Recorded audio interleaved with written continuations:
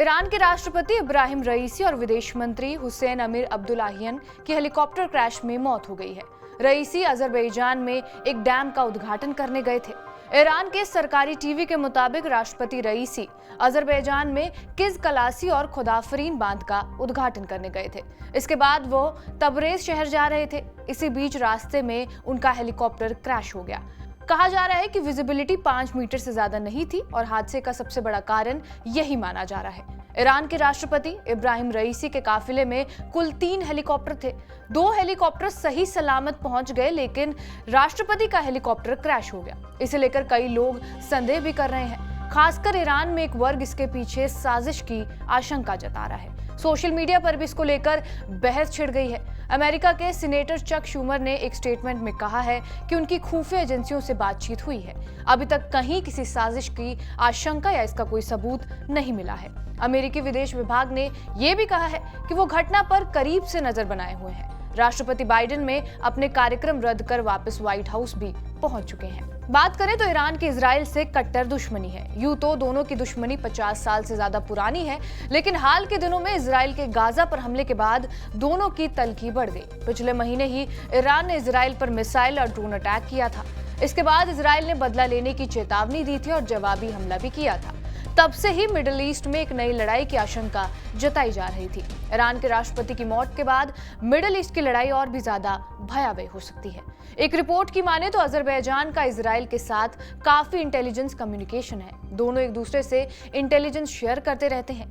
यहाँ ये जानना जरूरी है कि ईरान और अजरबैजान दोनों शिया मुल्क है, पर अजरबैजान बहुत हद तक सेक्युलर है। कहते हैं अजरबैजान को इजराइल से काफी मदद मिलती रही है।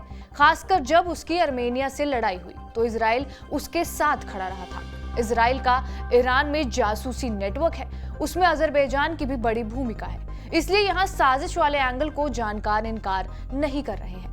ईरान के राष्ट्रपति इब्राहिम रईसी की हेलीकॉप्टर हादसे की मौत पर अलग अलग देशों के राष्ट्राध्यक्षों ने भी शोक जताया है। साथ ही इंटरनेशनल मीडिया में भी रईसी की मौत की जमकर चर्चा हो रही है। सभी प्रमुख अखबारों ने रईसी की सड़क हादसे में मौत की खबर को प्रमुखता दी है।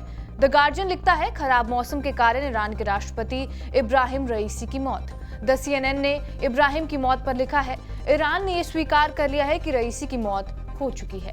राज्य ने हादसे का एक ड्रोन वीडियो भी जारी किया है। वहीं CNN ने ईरान में रईसी के योगदान को भी एक आर्टिकल के जरिए बताया है। अमेरिका का न्यूयॉर्क टाइम्स ये लिखता है कि ईरानी राष्ट्रपति की मौत ईरान के लिए झटका है। वो ईरान के अगले सुप्रीम लीडर बनने की कतार में सबसे आगे थे। वॉशिंगटन पोस्ट ने ईरान के राष्ट्रपति की मौत की खबर को प्रमुखता दी है। अखबार लिखता है, ईरान में एक हेलीकॉप्टर हादसे में राष्ट्रपति रईसी समेत 9 लोगों की मौत हो गई। रईसी राजनीति में जुडिशरी में काम करके आए थे और ईरान में उन्हें कई सुधार करने के लिए जाना जाता है। BBC ने भी रईसी की खबर को प्रमुखता दी है। BBC ने लिखा है, ईरान के राष्ट्रपति की मौत के बाद चुनाव होने तक मोहम्मद मोकबर हो सकते हैं। अगले 50 दिनों में ईरान को नया राष्ट्रपति मिलेगा।